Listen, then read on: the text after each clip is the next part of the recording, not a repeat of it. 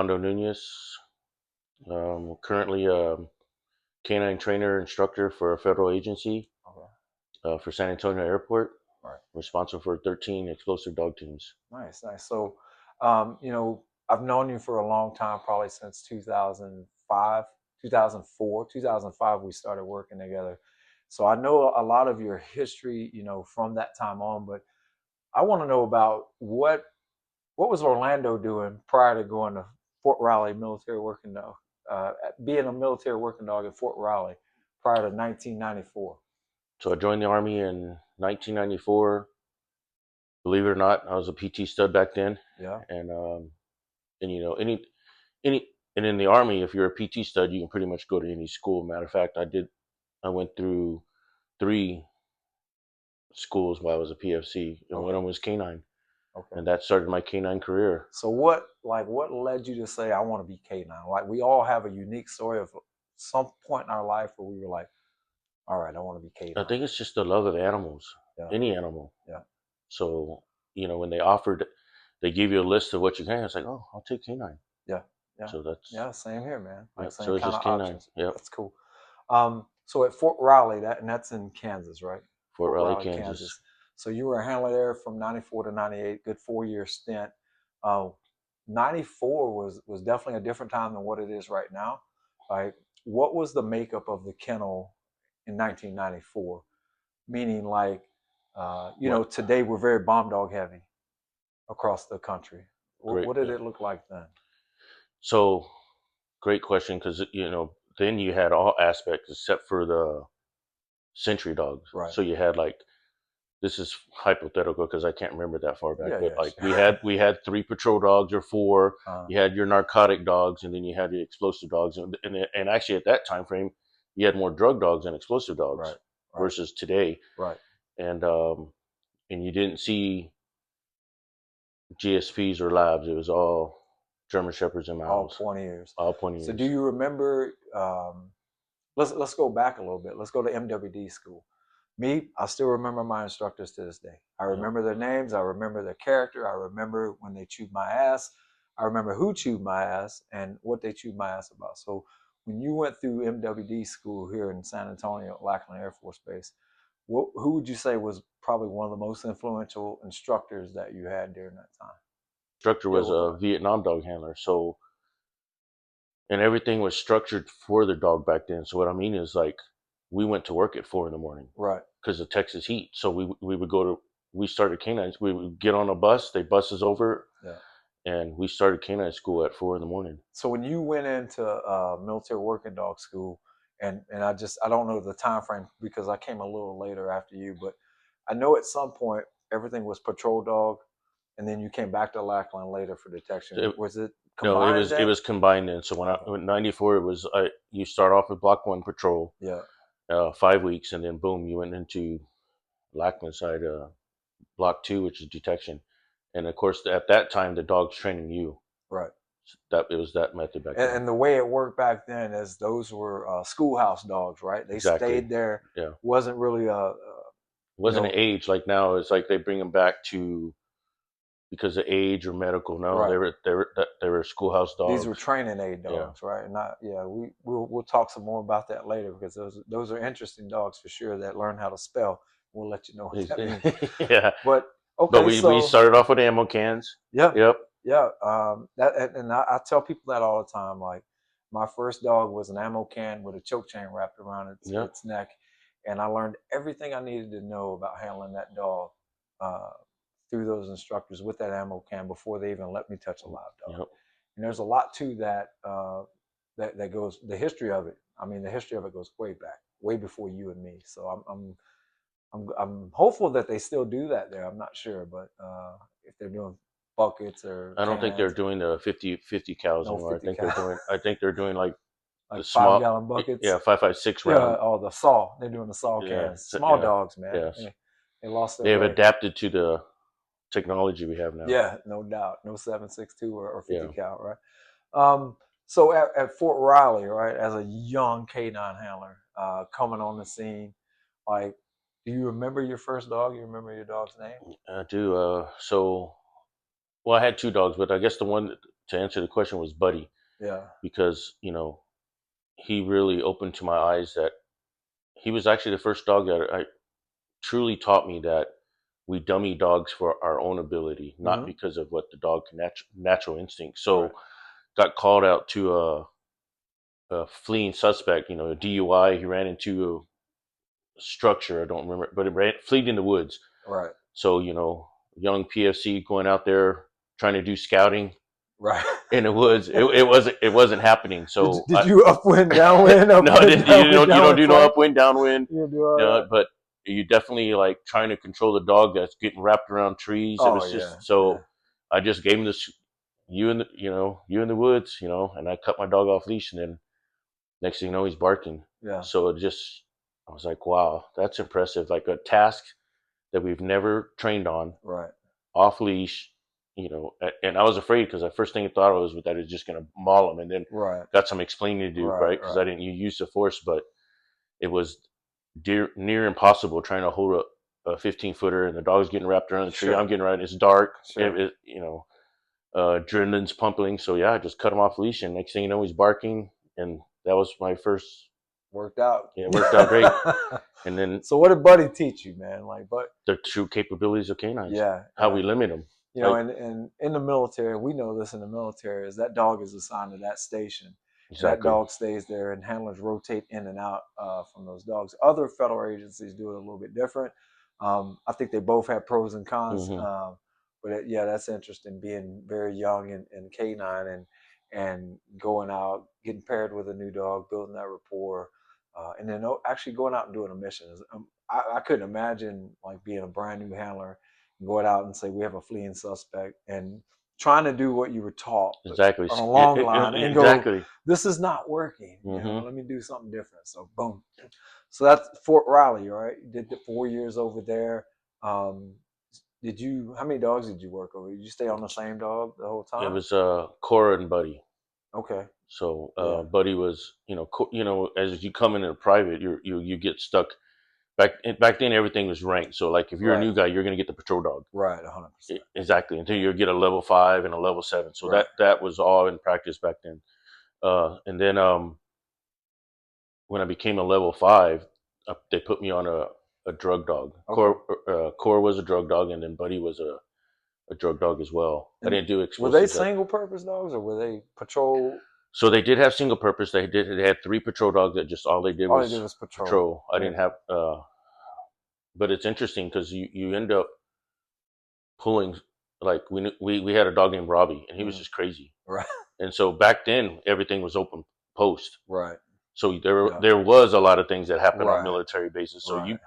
you put your dog up and pull Robbie because it's all psychological Right. deterrent, Right. and he would smash his head against the windshield. He Right. just looked crazy. You get a call at the NCO Exactly. club. There's a brawl And you because just show up with military and Robbie, civilians and are they just fighting. hear the dog Yeah, barking, the vehicle shaking, and that's it. everything. Right, That's it. deterrence done. Yeah. Yeah, So yeah. yeah. That's So awesome, man. yeah. So from 1998, you went over to 341st Training Squadron. So that's Lackland Air Force Base. All Department of Defense dogs are trained at the 341st Training Squadron. And one of your initial steps for that is always the dog training squadron first, right? Hmm. And so tell me a little bit about DTS. Like, what is, for people that don't know, what is DTS? What is the dog training Dog training squadron? center is basically the assembly line for working dog program. Just Yeah. like a Ford produces dogs, we just produce dogs. Right. Whether it's in all aspects, you did patrol, you did in detection, narcotics and explosives, and just to back up, it was Sergeant Jernigan's the one that got me to DTS. Okay. I remember Yeah, Sergeant Sergeant Jernigan. Jernigan. Yeah, Yeah. she was my program manager. So you can't certify your dog. Your kennel master didn't in the Army. The program force com or program director did, Right. and she goes and she watched me work the dog. She goes, "You need to go to DTS." I was like, "I didn't even know about I don't DTS." even know what Yeah, DTS is. Like, exactly. what is So that? Yeah. she's the one that got me there. Um, Nice, man. yeah, So, small circle, right? yeah, it is a very small circle, and that starts your journey, right? Yeah, To do that. What I found at DTS and was that the knowledge base was unbelievable. Um, exactly. even for me, even the worst trainers were still good trainers in the field, right? If that makes sense, right? Like, Well, in reality, you learn something from everybody. right, Don't do and that. I right, want to do that. and I think what a lot of people don't realize is how many dogs actually go through your hands. And Yeah. anything with dog training, from my experience, is that repetitions, more dogs, more Yeah. problems, more solving. That's because every dog is a chapter. Right. You're not gonna. You're gonna use a lot of different techniques for this dog versus another dog, and so you'll get assigned 3 or 4 dogs. That's always a general number, Right. and every single one of them is trained differently Right. because dogs are like people. They Yeah. Everybody's got their they're own different. personality. They got their own wants and needs. Exactly. And 100% right. Every Yeah, dog is and different. I think what a lot of people don't realize is that you know, no, I'm not gonna bring it up. You'll probably bring that up later. The level of dog we got back then to the Oh, level, bring it up. Yeah, it's yeah. fine. So Yeah. The so interesting. So I actually, because the people that were used to work with at CTC, but I reported to Jacobin yeah, and patrol. I yeah. spent I spent 8 years in patrol. With Jacobin the whole time, No, 4 years with pretty. but you It, learned under him. yeah, and JJ. Yeah. Oh, We're JJ Wilson. Yeah. Yeah, JJ Wilson. So Yeah. and it's just interesting how everything's evolved. So like we would have, it's just a different culture. I mean, and this is you gotta understand. This was before cell phones. Right. I think right now every organization, business is truly affected by the cell phone. So we didn't have cell phones back then, Right. and we came to work at 4, and then everybody went to the gym. Everybody brought a meal in. Everybody ate. I mean, it was like a family. Yeah. A And I have brotherhood, sisterhood. Yeah. exactly so, but yeah, but we used to have 3 pits going. Sometimes the same dog would go to the same decoy because he was more animated. I mean, it was the best times the, of my life in the there. pit. So the pit is a very specific place in 341st where probably 90% of the initial bite work happens. Mhm. And it is a fun place. It was a very fun place to be because you were just taking hits from dogs all day. You were All watching day, others take hits. blood, sweat, and tears. You were getting heckled. You were getting in fist Hmm. fights. You were getting in wrestling matches. And I'm not even sure if the pit exists anymore. Maybe it does. Maybe it doesn't. But yeah. I'm glad you brought that up, man. Yeah. I'm glad you So brought I that mean, up. But so back to your point of a different dog, a different breed, a different time. I agree with you. I felt like we had more driven dogs, right? yeah. More dogs that were you had to manipulate the behavior to insert control. It wasn't a lot of building up; it was a lot of calming down. If that does that make sense? Absolutely. Most Yeah, of most of them were already red tags. right, right. They're Yeah. already red tags. If we Yeah, didn't get a red tag, we didn't know what to do. yeah. And So I mean, red tag means they're biter. yeah. They have a history of biting either kennel staff or handlers or trainers or instructors or students, Yeah. either one. So yeah, really, really good. Because So at that time we were really the only ones buying dogs from Europe, so we didn't have the competition. And right, then the Cold War started. You had the Iraqi War, and then 9/11 really affected really the dog changed. program.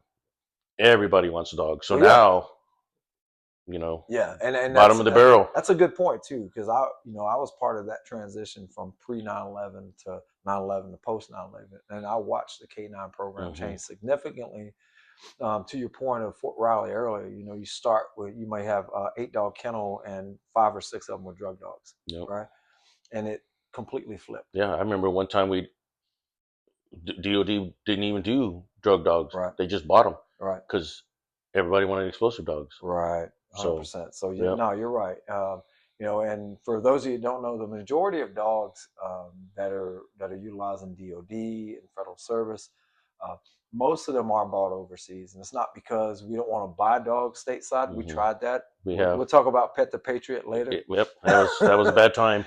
where we tested a couple hundred dogs and only one made it. Well, But it's it's also Buy America. Remember, right. It the was a federal buy America. Yeah, agencies we could no longer buy 511 because it right, wasn't made in USA. right. So, Right. And that's what we ended up with. So that's why we purchase a lot of dogs from Europe, because one, it's proven, the bloodline is really good. They're in early training and the development of their life from the time they're a puppy to the time they're ready to be sold to whatever vendor that wants them. They're in a training mode and they've been tested. So, um, but not to get off subject. So DTS, right? Really, really interesting place.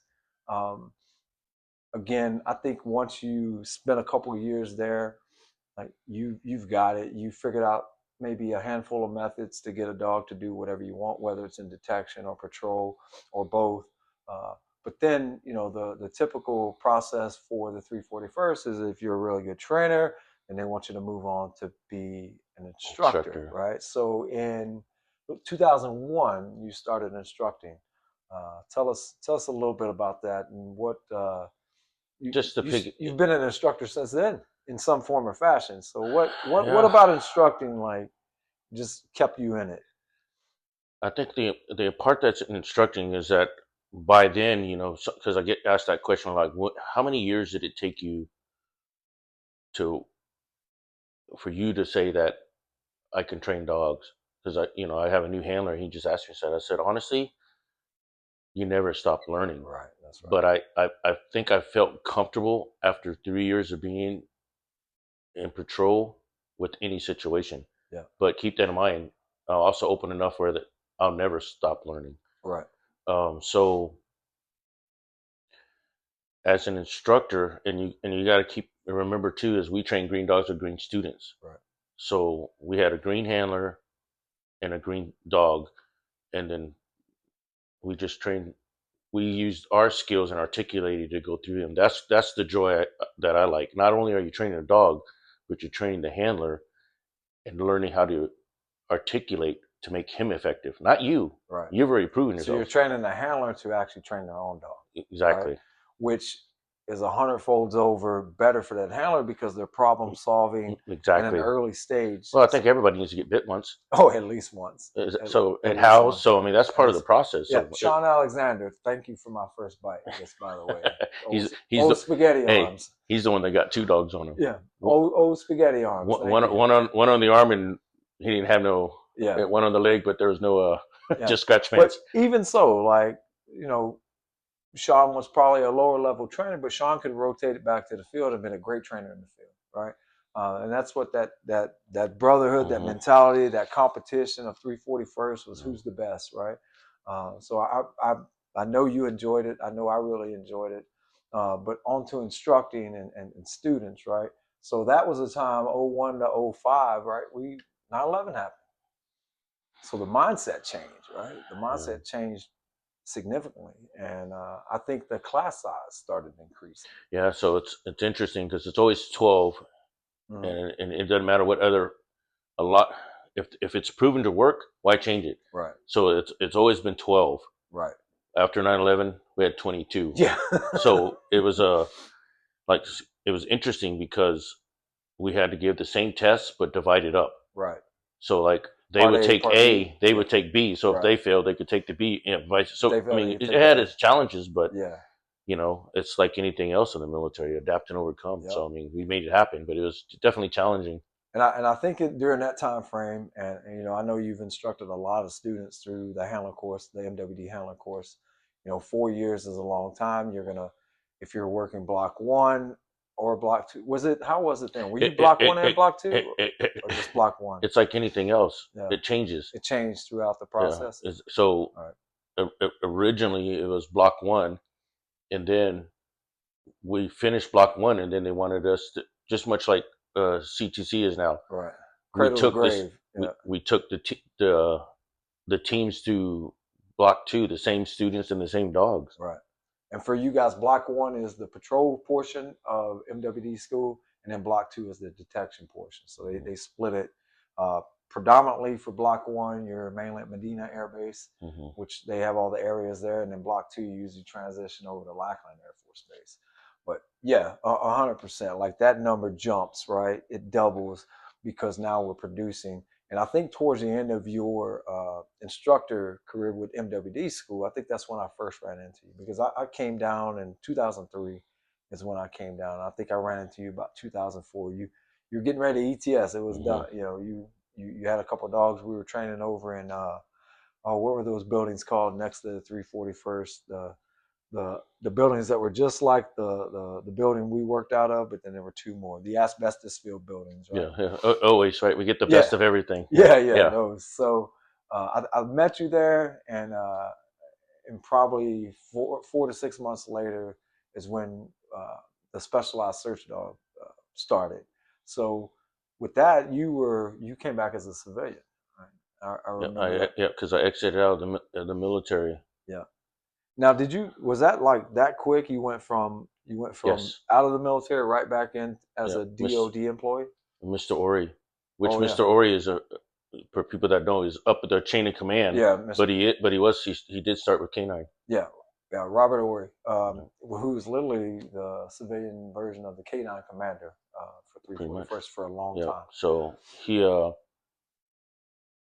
specifically hired from it. Yeah. Yeah, and I think there were no, there were three civilians that originally got hired. It was yourself, Robert Norman, and Rudy Leha. That was Correct. the only civilians, right? Correct. And then myself, Chris Willingham, and Mark Malecki originally was Oh no, hired, and no. I then think it was Fontaine. Fontaine came and replaced him. Okay. You remember that? Well, I don't remember much about my lucky. Yeah, he wasn't there very long. Yeah. Yeah. But Nick Fontaine, who's gonna be on this program eventually, I spoke with him last week. Is a legend within himself.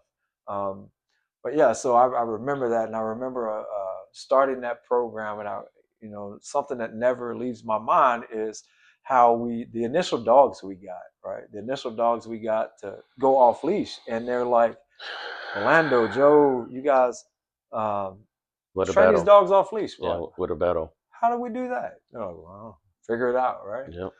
And we did. We did some wild stuff.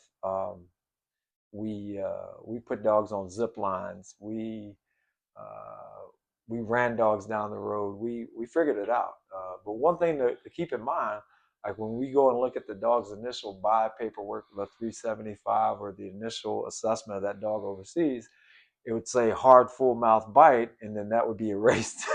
So now you have a Yeah. single purpose dog. You have to realize, the size of DOD. Yeah. So if the dog didn't make one program, it goes back in the pool. Right. Well, we got the pool dogs. Right. Yeah, we never got a green dog. There's a Right. reason we just got the pool dogs, and you just made it happen. But I'll be honest, I will never. I was blessed Yeah. because I'll never that the people that started that program, Mm-hmm. man. Yeah. Because there's all legends, man. uh, All even legends. if the door was closed, we open it because there were so many situations. They gave us buildings. We had to clean the building out Yeah. before we could utilize it. They bought us vans. Well, vans can't pull trailers, Right. so we had to road march everywhere, which Yeah. actually we still implemented in the course because it kept the dogs, Right. because the dogs were going to war, and it kept Kept everybody in shape. Yeah. Uh, Yeah, and that but was a very interesting course, and yeah, it was really interesting to be a part of a groundbreaking course for United States yeah, military. The first off leash program detection, really built to counter IED threats, and we were getting a lot of them at that time. We were getting a lot of fatalities across DoD with the IED threats. So that's what we started doing, and I forget how long that course was. I know it was quite long. 93 days, 93 days in San Antonio, and then a few weeks 74 and at Lackland, at and then the Lackland, rest at Yuma Air at Yuma, Force. in Yuma, Arizona. It's Yeah, actually Marine Corps base. Yeah. yeah, and we put a lot of good military men and women through that Hmm. course.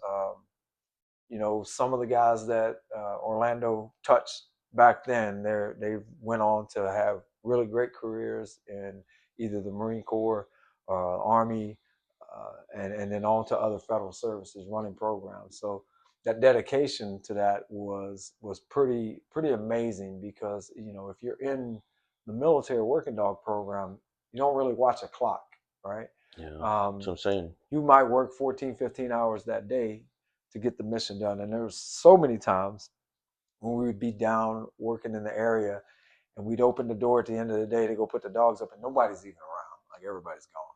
Or the guys hauling bombs would be so mad at us because we were always the last ones to put up. But to that program's credit, a lot of lives were saved, and Hmm. directly because of you, and the effort that you put in, and the accountability that you held on students and dogs and other instructors. So Orlando didn't tell you, but he was a course chief, which meant he had to deal with all crazy instructors, right? He had to deal with them and their problems and how they instructed, and how the message got through to the students and to the dogs, and how we completed and how we finished. And that's a lot to take on, but Orlando did a I think phenomenal I job think when doing you none of that means anything when it's about the mission. it. Yeah, And I think 100%. that's where people lose sight of. And I think that was the buy-in that we took from day Yeah. one. I mean, Was but I mean, we knew where they were going. exactly, and that's what I'm saying, man. We had a good Yeah, group, a solid crew, man, and solid and crew. and that crew is out doing big things Yeah, still yeah, today. So cheers to that, brother. yeah. That entire crew is out doing amazing things. So SSD, you spent a lot of time over there, right? 2005, 2011, and then as this other federal agency started growing, so did the demand for dogs and for handlers. Mhm. Um, so then you transition over to that portion, and you were there for almost 10 years. Um, and that one is a little different, right? Because you're dealing with a civilian population that may or may not have any experience in K9 or military discipline or anything like that. So, just walk me through that transition, if you will, like from being uh, an SSD civilian, very military-ish, right? It wasn't like you lost your bearing coming from being in the 341st over to being an instructor for SSD. How was that transition to go You just definitely, from soldiers to civilians? I guess, you yeah, have to learn. Basically, like anything, the most important part is professionalism, yeah, and we can't do the things that we did in the military right, with civilians. So it's learning and can't say the things you have to.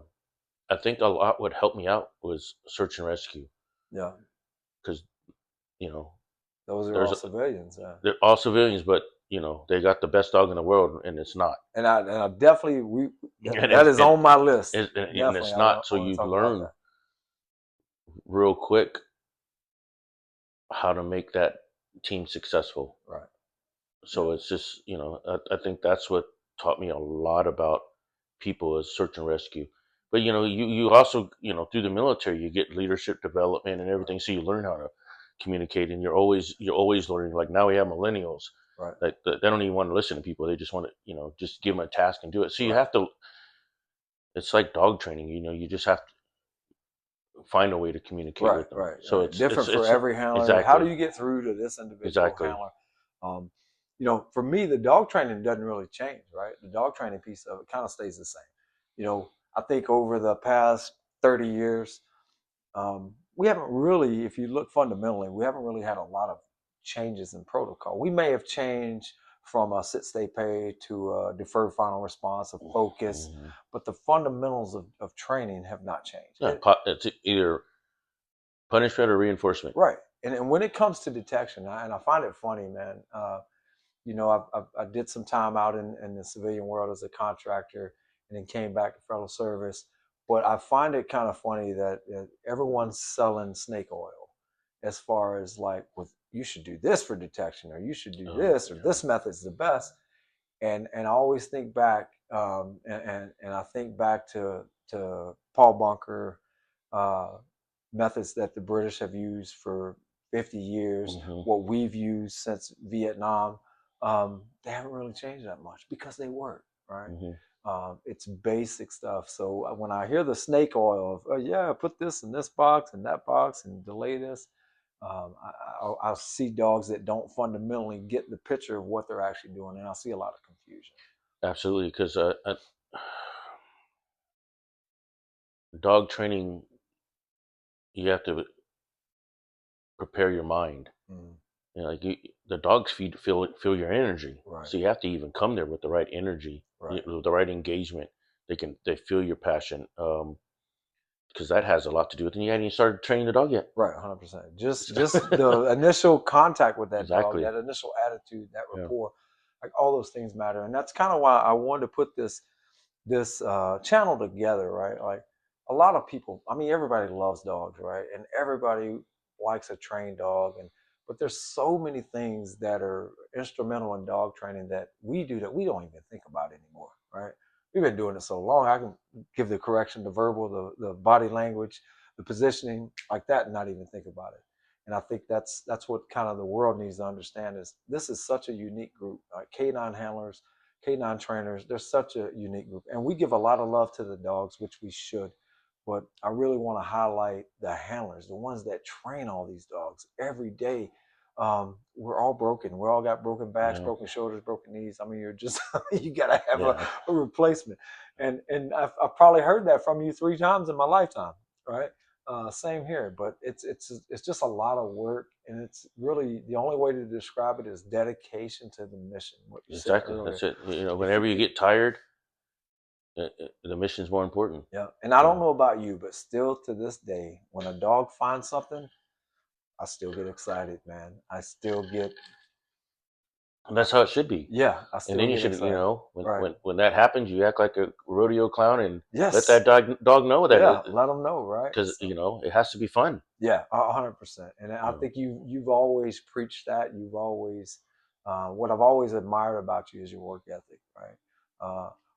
You and I can always agree to disagree, but I would never disrespect your work ethic or what you put into these dogs, to these students, to these law enforcement officers, to anybody that you come in contact with in K9. And that's what the echo is from anybody I talk to you and we talk about Orlando Nunez. They're like, man, that guy is a workhorse. I'm like, yeah, I know. I try to keep up with it's passion, man. I mean, yeah. it's like So you don't even feel like you have a job, no, to be I honest, don't, right? You're I just don't. getting paid to I'm go. just blessed. Yeah, 100%.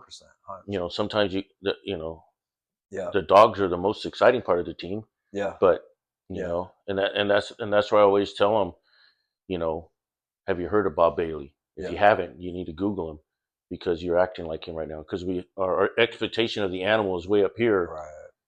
and yours is down here. Right. We forget So, we forget that maintenance part of that, right? um, You can give a student a great product and they'll carry them for a little while. yeah, See it all the time. They'll carry them for about a year and then it'll slowly start to deteriorate. And then you got a dog that's being returned to whatever agency because they're not doing it anymore. And we're so quick to, try to just get them a replacement versus absolutely fixing the addressing problem. the issue, Yeah, right? And that's a hard thing to deal with too, especially when you have so many personalities. But I know you've never shied away from that. I know I've never shied away from that. We call it how we see it. So once that federal service position, I know you were again a trainer, an instructor, an evaluator, evaluating teams on an annual basis. And then that transition went back over to field trainer, right? And now you have direct contact with the same handlers every day in your area. hmm And that the broadness of that, right? Like a couple different agencies, couple different programs. Like how's that been? Like how have well, you so when I get a dog, it I'm the like let's just talk about how it used to be. Like you get a young military person and he's a level 3, right, and it's the trainer's job to get him up to the next step. right, Well, that's my job in the federal system now. They come out of a basic handlers course. right, Let's just say basic, right, and the first thing I do is um, give them a long line. Because you're taught it's a basic handlers course, so you're taught how to do the inverted V, walk backwards, and everything. Well, right, I don't want you to do that anymore. right, My job is to train you operational, right, and so that transition is interesting. But we've all been there, right. so it's almost like you got hazed in the military, so I'm indirectly hazing civilians Right, or law enforcement, but right, not trying to. right. It's just trying It's just to, part of it. you Yeah. know, going from a 6 foot to a 9 foot to a 15. Right, I do simple to complex with them, right. and it's interesting, you know, that gap, and then you know teach them how to search entryways and think like a terrorist. You're just throwing a lot at them, but Just I do it that simple to real, complex. yeah, Like start off with open areas so they can learn how to use things that we were taught on the DoD side. right, I have to start over on the civilian side right, because everything's on a 6 foot. right, So we just do, and it's just interesting, and it's you get that joy again because it's like training dogs right, because now you're training the team right. and you see the team grow. So Yeah, I love it. yeah, it makes sense, right? Transitioning teams is not always easy. It doesn't always work out. And absolutely, it Right. doesn't always work It out. doesn't always work out. And when you're in that training mode and not that operational mode, and there's a big difference between training and operation. Yeah, I like what you said, like loose, get get out of the dog's way, exactly. right? Let that dog work, and you make a determination as a handler what your dog's doing, and get that feel for the long line. Hmm. Whether it be 9 foot, 15 foot, 30 foot, or 2 30 foots, whatever the case, Yeah, you'd be at 60 feet. But yeah, it's and that takes some time, right? And it that takes does. a lot of time. And I think that's another thing I want to point out is that, the invested time and energy in every dog team, right?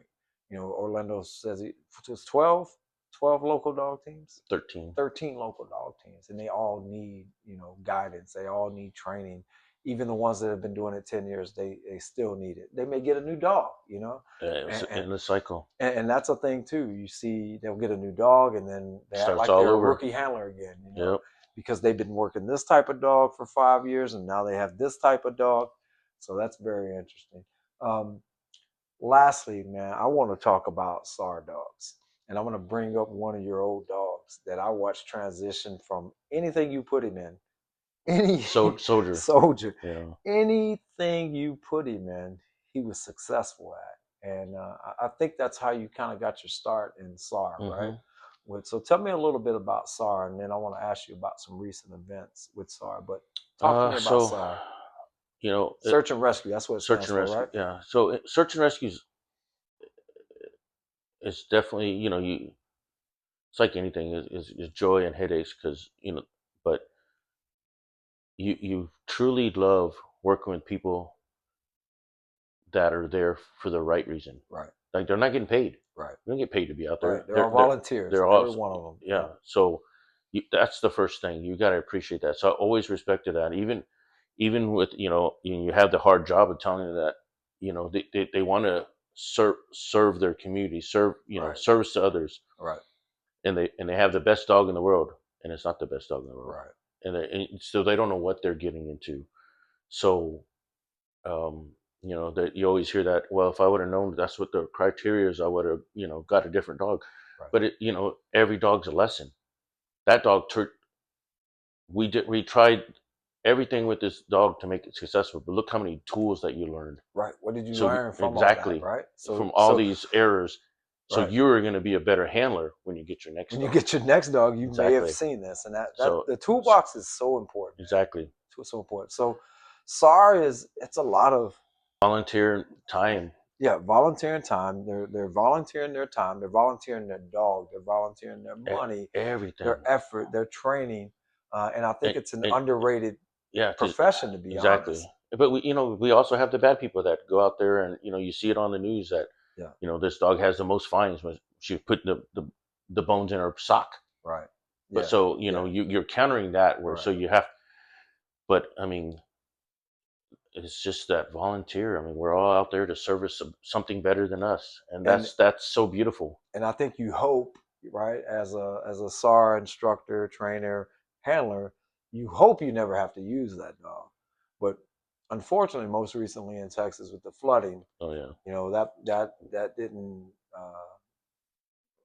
The dogs had to be utilized, and I know yeah. yourself and And some and and others the good thing did a is that lot of work out we there. get called a lot, Yeah, and your dog did exactly what it did. We get a lot of suicide calls. yeah, It's sad and depressing, but right, it's closure for the family, right, 100%, one or hundred percent. or we get with the trailing dog, and Jacobin helps me with that. He does really all that. They've we've had a they've successful finding every aspect. So we have live find dogs where you have these Like a missing person. missing person, Yeah. and it's usually the elderly, and Yep.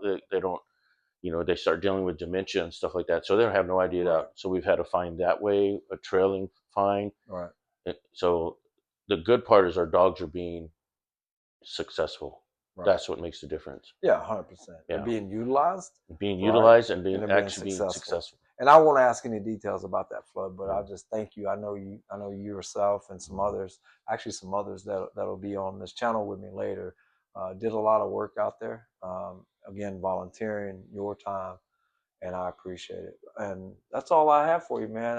always a pleasure. Oh yeah. Thank you so much, and I hope Don't you be a stranger. continue. Well, I mean, Yeah. San Antonio's where the K9